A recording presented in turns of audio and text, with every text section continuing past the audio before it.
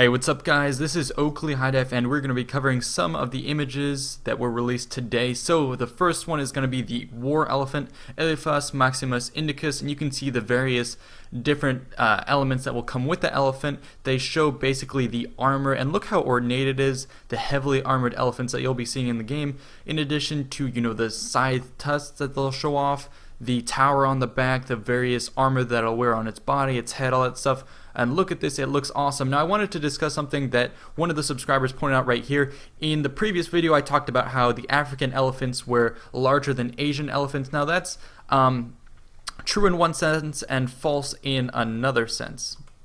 So basically the way it works is today the African bush elephant is in fact larger than the Indian elephant. But at the time the Carthaginians were not employing the African elephant.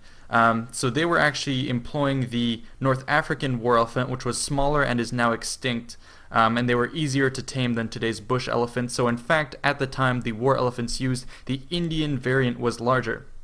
Anyways, let's go ahead and talk a bit about war elephants in the time being. So, early Indians were presumably the first to domesticate and tame the elephants. There are early Vedic hymns, those are Indian sort of poems and stuff like that, that talk about using elephants for transport. They would use them to move heavy objects such as trees, create paths, and there are mentions of those around the first and second millennia BC. Next, the Mahabharata and the Ramayana talk about war elephants in their use, as we've seen them, these huge lumbering war elephants, and that was mentioned around the 4th century BC, and it became commonplace for Indian kings to have a large number of war elephants that would be the pride of their army, the bulk, the hitting force, the ancient tanks, so to speak.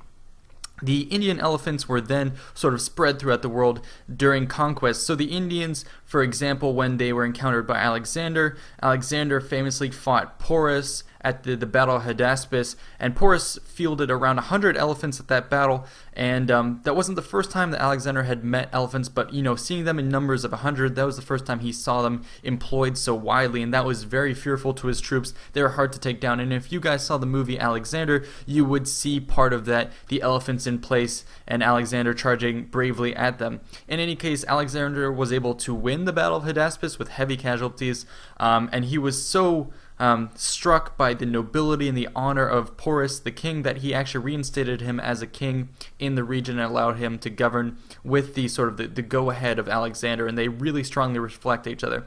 Anyways, Alexander was not able to extend his reach further into India.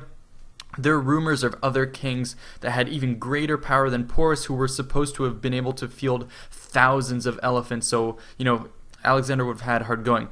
Anyways, from the Indians, the elephants were then spread to Persians. So, the Persians were able to field elephants under Darius and Xerxes. And, as I said before, Alexander had previously encountered elephants, and that was at Gaugamela, where the Persians under Darius had fielded about 15 elephants, and they were so intimidating to the Macedonian troops that Alexander felt he had to do a sacrifice in order to avert their rage and their anger. But in any case, the main shock value of the elephants comes in their size, the fact that you don't know what to do with them when you encounter them. Not only fear amongst the troops, but also horses who would have been scared of them, and that's basically the striking force of the elephant is just their shock factor, their brute strength factor.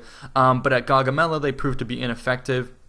In any case, Alexander was so struck with the elephants that after his conquest, he established elephant regiments here and there to guard his city at Babylon, and then later when he died, his successor kingdoms would often field these elephants in their armies, particularly the Seleucids, and this spread to Greece. We saw Pyrrhus of Epirus, who would later use them in his invasion against the Romans. So you can see them sort of spreading west in these conquests, and you can see they were a force to be reckoned with.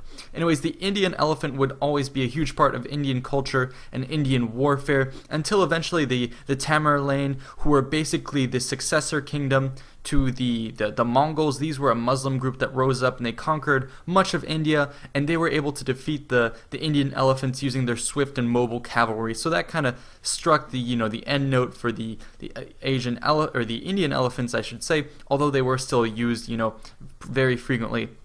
So that's the Indian elephant side of thing, and again, at the time they were larger than the African elephant.